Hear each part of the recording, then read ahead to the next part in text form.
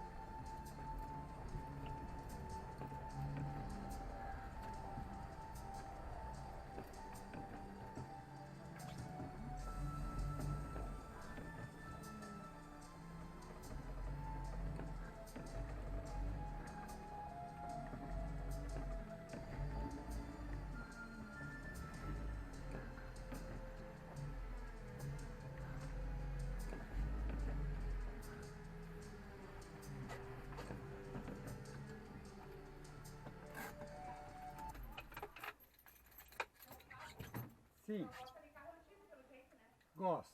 Eu tenho um Fuca pra vender. É? Você não sabe quem quer comprar?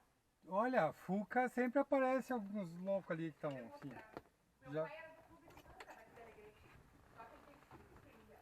Ah, E ele tá no hospital faz 2 anos. Aqui é um cara de Florianópolis que quer comprar. Só que assim, como ele ficou sem escrita, a assessora dele foi o pessoal do aqui. Só que tá no advogado. Já tá na mesa do juiz pra não poder vender. E aí o cara disse que ele era muito despesa. Aí ele teria que vir depois, porque aí o advogado faz uma procuração. Não posso vender, né? Até eu vendi, os filhos são bons também, eu vendi uma procuração obrigatória. E ele roubou uma ontem. E aí, se eu demonstrar que eu tenho uma foto dele. Aí um colecionador de Florianópolis que queria.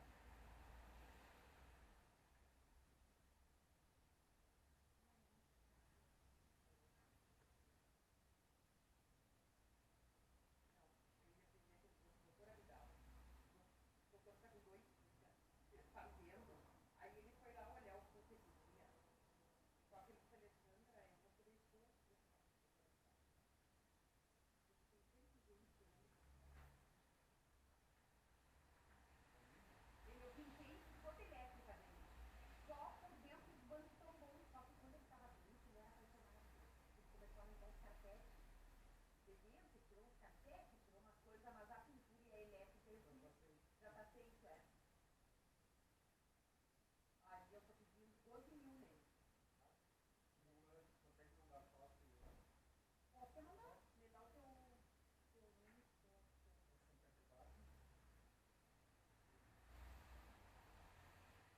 Então agora eu vou oferecer pra ele, Gabriel. 4. Será que eu tenho que botar telefone? 9.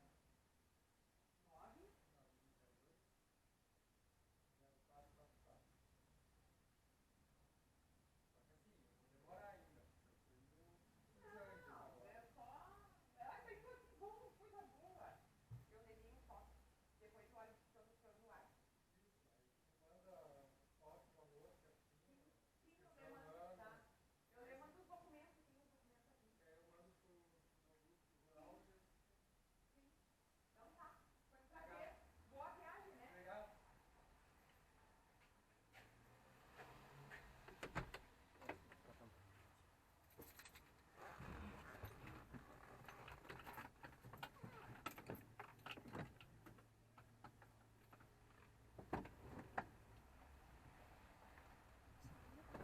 se tirar as coisas.